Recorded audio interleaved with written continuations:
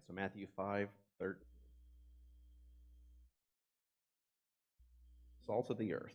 But if the salt should lose its taste, how can it be made salty? It's no longer good for anything but to be thrown out and trampled under people's feet. You are the light of the world. A city situated on a hill cannot be hidden. No one lights a lamp and puts it under a basket, but rather on a lampstand, and it gives light for all who are in the house. In the same way, let your light shine before others, so that they may see your good works and give glory to your Father in heaven. Would you pray with me? Heavenly Father, I thank you for your word. I thank you for your faithfulness. I pray that you will speak through me this morning, that your message be heard, not one that I would intend, but Father, that you would speak directly to everyone here, that they would hear from you, hear the truth of your word. Amen. All right, so I want to talk to you about salt. You probably don't spend a lot of time thinking about salt. Salt is just not.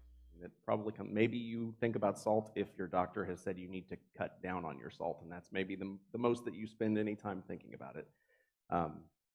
You can go to any store, almost anywhere, of almost any kind, and find salt somewhere, right? You can go to a gas station and probably find a thing of table salt, even if it's just in a 2-pack shaker with pepper. You can find it somewhere, right? If you needed it, you can find it. You can find salt to salt your driveway. You can go out almost anywhere with very little effort and find that. That was not always the case. Salt was deeply, deeply important and very, very hard to come by, especially during this time. And the people Jesus was speaking to at this point definitely would have recognized the preciousness of salt. It was used to preserve food because refrigeration wasn't a thing. So if you wanted to be able to have food that you didn't have to constantly be gathering food, and that was a much bigger part of everyday life anyway, but if you wanted to have access to food for any extended amount of time, you needed a way to preserve it, and salt was that method. It was used so much so that actually during the Revolutionary War, the British would attack salt merchants that were sending salt over to America because it's really hard to feed your troops if you can't preserve your food.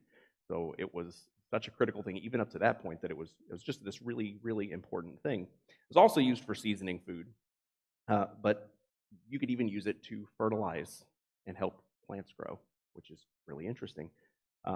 Because if you use too much of it, one of the things that was often done by the Romans, actually in the Old Testament, if you read, the Israelites did the same thing. You could salt the fields of your enemies, and it would stop things from growing, which is a weird thing that, as we know, too much. If you've ever had too much salt on something, you can understand how that might be the case.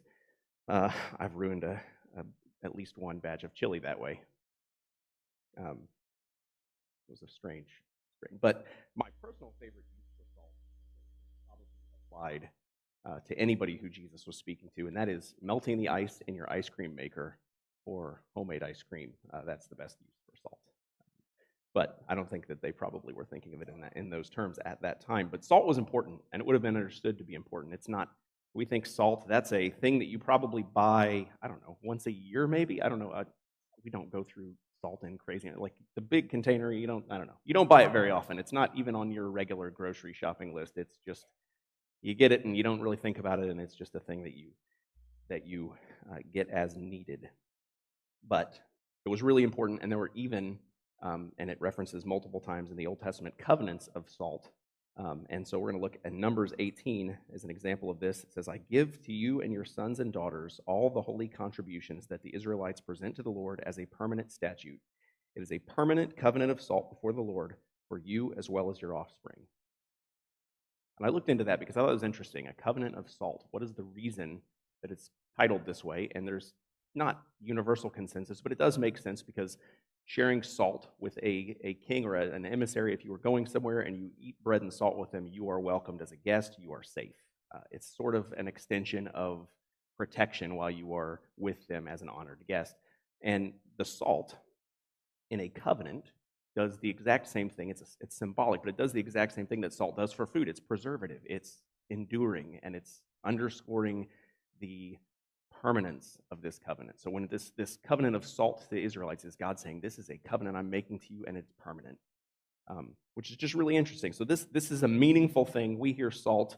I don't know what you think when you read that normally, but there's a lot of meaning wrapped up in this. And Jesus, in his way, is giving this multifaceted description that is so interesting, because the further that you get into it, the more you understand there are a lot of different angles to look at this and the way that it's understood. So I think it's fascinating because Jesus calls us the salt of the earth. And so in one way, you could look at that and say, we're the sustainers of the earth, right? You could look at this and say, we're preserving the earth. We are important and critical to the earth, to the people on it, to everyone around, that believers are the salt of the earth in that way.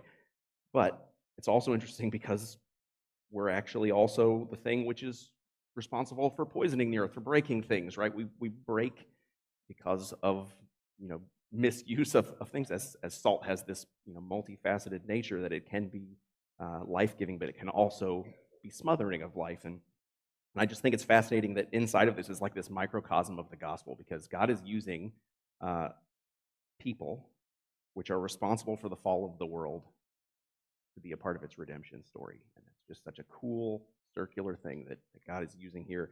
And so this example just kind of becomes, to me at least, more interesting as you get into it. But I also found, and again, I apologize if this is uninteresting to you, but I found some of this stuff interesting. And since I'm up here, you have to hear about it.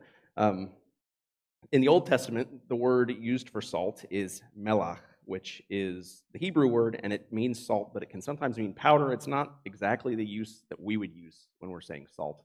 It's not the word that's used in this passage. It is the word used in the Numbers passage that we read, but then halas, which is the Greek word, is what's used in the New Testament for salt, and that's a lot more in line with what we would use as salt. When we say salt, that's what we're talking about. We use salt, and we could mean salt you'd put on your driveway, salt you'd put on the road.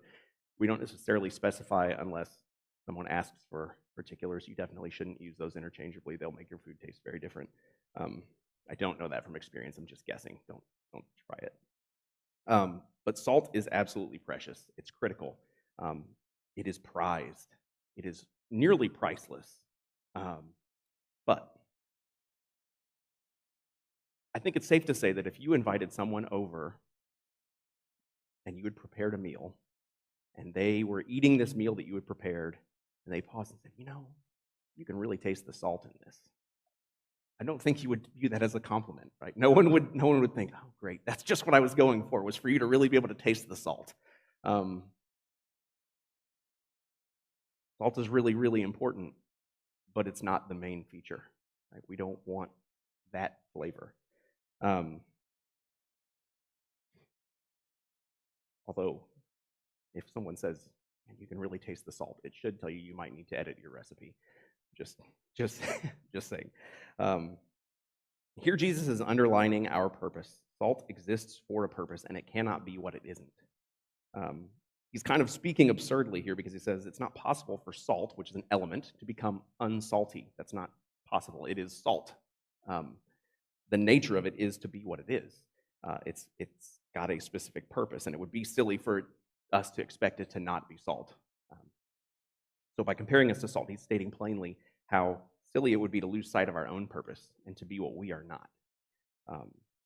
And through that comparison, calling our attention to the reminder that we are not the focus. We are not intended to be the main attraction. If I invited you over for a meal and you sat down, we had been talking and spending time, and we sat down, and I just walked up and served you your large bowl of salt with a spoon, who was taking a bite? Who's uncomfortably taking a bite and just gutting it out? I'm not. I'm leaving. If somebody serves me a bowl of salt and that's the meal, I'm out of here. Because that's not a food that we want to. That's not. It's a supplement. It accents. You eat a steak that's been properly salted. There's almost salt and pepper and garlic. That's all you need. Fantastic. It highlights these other flavors. It brings out this nature in this that's wonderful. But it's not its own thing. No one wants a bowl of salt. And so when we put ourselves in that category, Jesus says we're the salt of the earth. When we start trying to make ourselves an entree, to extend the metaphor here, we're serving ourselves as a bowl of salt. If that sounds good to you, we need to have a conversation. Right, he continues, "You are the light of the world. A city situated on a hill cannot be hidden. No one lights a lamp and puts it under a basket, but rather a lampstand, and it gives light for all who are in the house. In the same way, let your light shine before others, so that they may see your good works and give glory to your Father in heaven." Light is also really interesting because light is another thing we kind of take for granted now. I mean, now, if you want light, you flip a switch, right? We don't really think about light. Perhaps you realize how much you need light if your headlights stop working in the middle of the dark while you're driving down the road. Then you really realize how much you've taken light for granted because it's just a thing that's there. That would not have been the case for people at this time. Light would have been precious. The only light that was easy to come by was generated by the sun. Anything else required them to have fuel. It required effort and energy, right? Light could be used to guide ships. Light could be used to read, if you could read. Light could be used to extend workdays or hunting. Light meant safety. It meant that there was not darkness, there was not the unknown. It still means a lot of those things, and it still does a lot of those things, but it's a lot easier to come by light than it was. And so light would have been significant as well. But like salt, Jesus is highlighting this purpose again. This time he's pointing to the absurdity of valuing light enough to light a lamp, but misusing it in such a ridiculous way to promptly cover that lamp entirely. No one would do this, and that's why he uses the example this way. It's not something that a person would do. You wouldn't light a lamp and then cover it. It costs you energy and time and effort to generate this light, right? You've got to get the oil and light it. And why would you do this? It doesn't make sense. So he's pointing this absurdity, and again, like salt, he's pointing to the uselessness of light when it isn't fulfilling its purpose. What is light for? Light in a sealed room does nothing for anyone, right? Light is to reveal. The purpose of light is to cut through darkness, to shine, and to reveal what's there. If it's on its own, light doesn't accomplish anything. I mean, if you look, the sun is wonderful, but if you look directly at it, it'll burn your retinas. Don't do that. It's bad for you, even when the eclipse is happening. If we gather for the eclipse, don't do it. So this part's even cooler because we get to share a title with Jesus, and this is from Jesus. So he said it. We're allowed to appreciate this. In John 9, he says, as he was passing by, the story says, as he was passing by, he saw a man blind from birth. His disciples asked him, "Rabbi, who sinned, that this man or his parents that he was born blind?" "Neither this man nor his parents sinned," Jesus answered. "This came about so that God's works might be displayed in him. We must do the works of him who sent me while it is day. Night is coming when no one can work. As long as I am in the world, I am the light of the world." I think it's pretty cool that Jesus calls us the light of the world and also calls himself the light of the world. I'll take any time Jesus wants to lump us in the same category. That's always going to be something I'm excited about. He uses this description about himself after healing the blind man, and he ascribes the same to us, but they both have the same context, and that is that our purpose, the purpose of light, is to shine on God's glory, to reveal God's glory. Right? That's what Jesus is doing here. This act of healing is to reveal the glory of God. In that way, we share this purpose. That's the reason we're here. If you are focusing on being the light, on doing good works, on glorifying God with your life, but you find yourself guarding yourself from the darkness, you might need to look at this absurd example that Jesus gives, right? That closing ourselves off, doing all these things, but doing them inside of a closed room, you're doing this silly thing that doesn't have any place with light. You're taking the purpose of light away. The whole reason that we're here on this earth as believers is to shine a light that glorifies God so that others can see and give God that glory. So when you find yourself doing those things, even doing good things, but you're doing them in such a way that you're walling yourself off from darkness, that you are not fulfilling that purpose, you are undercutting God's design for you, and you're trying to be something that you're not. You're trying to be the main attraction, right? You're trying to let this part of you be the focal point instead of letting you be a light that points to God. Salt and light, they don't do anything of themselves. They aren't of value because they exist. They're of value because of what they can do when combined. and when used for their purpose. They're both incredibly valuable, as we are. This is so interesting because we think of those things without the same context of value, right? But when Jesus is calling us these things, he's saying you're valuable, you are precious, you are critical, but you aren't the point. You aren't the main character of this story, so don't get confused that you are. Salt preserves, flavors, fertilizes, light reveals. Salt and light should accent the goodness and glory of God. No one should be looking at us and marveling at our good works. Have you ever heard, this one's a hard one, have you ever heard someone say how proud they are of your child and get pretty puffed up about that? This is a little convicting because I think it's impossible as a parent not to be proud of your child when they do something good. But there's this natural inclination for pride for us. What are we proud of?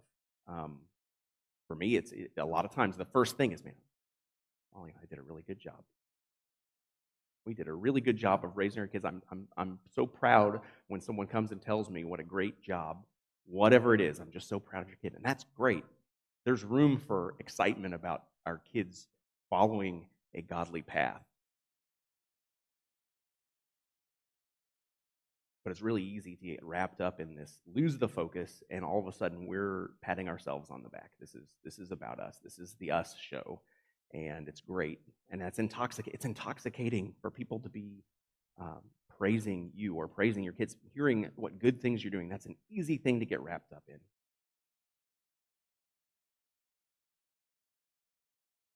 But how do we get to where we are redirecting that, where we're shining that light on God's glory, not on us, not on our kids, not on the people around us? How are we pointing back to God? And it has to be more than, you've all seen the athlete that knocks down the three or catches the touchdown and points to the sky, like pointing to the sky. I don't know what that is. Like, that could be a bird that happened to be flying overhead at the time. I don't know what that's supposed to be. I understand the thought behind it. They're in a platform. They're trying to do something that, and I'm not condemning that, but I think sometimes we think, well, yeah, I literally pointed to God. I don't know what you're talking about. I assumed he was there, and that's where I pointed. But it just gives an inadequate amount of that glory to God, right? Have you ever thought about the fact that, when you succeed, you only succeed because God gave you the capacity to, that he allowed you, sustained you to be alive to succeed? I don't know. It's one of those things that's so interesting because salt and light, who would think those things are complex? Who would think that those things seem pretty straightforward on reading it? And Jesus is incredible. That's breaking news there, in case you didn't know. You are precious to God. You are valuable to him. The world desperately needs you. But just like salt, you cannot sustain the world. You are not enough. You can't do enough good things, even forgetting yourself. We know we're saved by grace. But forgetting yourself, you are not enough to save the world. You can work yourself to the bone. You can do everything that you want. You're not enough to sustain the world. You are a bowl of salt. You are not valueless. You are important and precious, and God has great plans for you, but you are not enough. Light is not enough. You are only valuable to the kingdom of God if you serve your purpose, and that is to shine that light on God and his glory. If your good works reflect God and point to him, and people look at you and they say, I don't understand why you would do that. And then you have the opportunity to point to God. I wouldn't do that. I wouldn't do that. I would do something else, something much stupider. I probably am going to do it later. I'm a failure, and I'm going to do wrong things, but in this, I can give God glory because he deserves it. Letting your works be seen to give glory to God is your purpose. If you won't serve that purpose, you serve no purpose.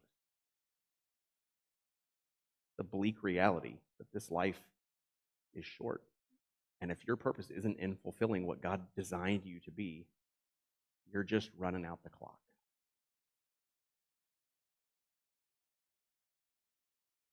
would challenge you that you should examine those parts of you that are running counter to that purpose that God laid out before you, that maybe you find yourself guarding against contact with darkness.